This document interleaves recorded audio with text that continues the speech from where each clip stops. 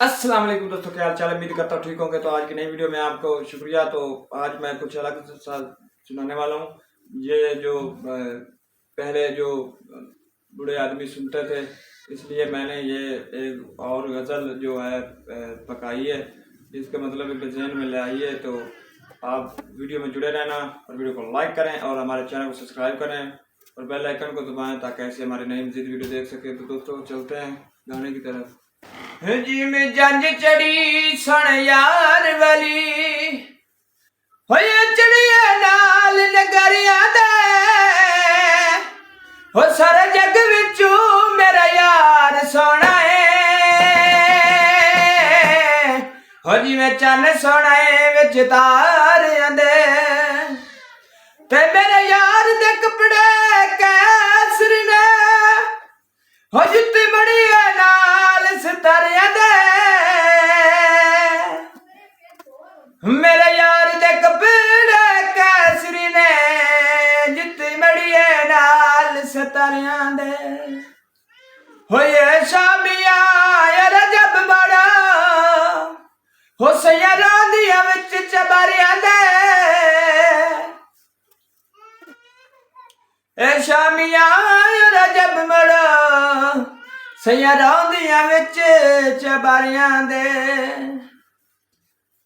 ते लाम लंबिया नी तेरे लावाल लंबे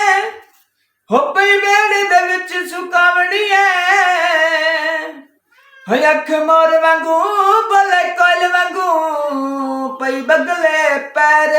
टिकावनी है अगे लाल चरखा पिछे सबज पीड़ा हो पई तांदे विछोड़ दी पावनी है हो 12 साल तुम जा चरवा लिया हो पई ढंग फड़े लड़ावनी हो सीन सुख दी घड़ी जरूर चंगी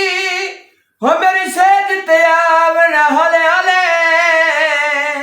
हो कन्नत मेरी आदे बुंदे पीड़ कर दे हो दुख जानी खोली अले अले ते मेरे कुर्ते दे बंद नसीब बदले हो टट जानी रोली हले हले हो मेरा ढेल कबीलड़ा कोल सुता उठ बानी बोली अले अले। ते आशिक ये शेर आंदा ते मशहूर की आंदी सेन सुख दे गड़े जरूर चंगी हो मैं कोई सेज बजावण नहीं आया हो कन्ना तेरे दे बुंदे पीड़ कर दे हो मैं कोई पींग जुटावण नहीं आया हो तेरे कुर्ते दे बंद नसीब बदले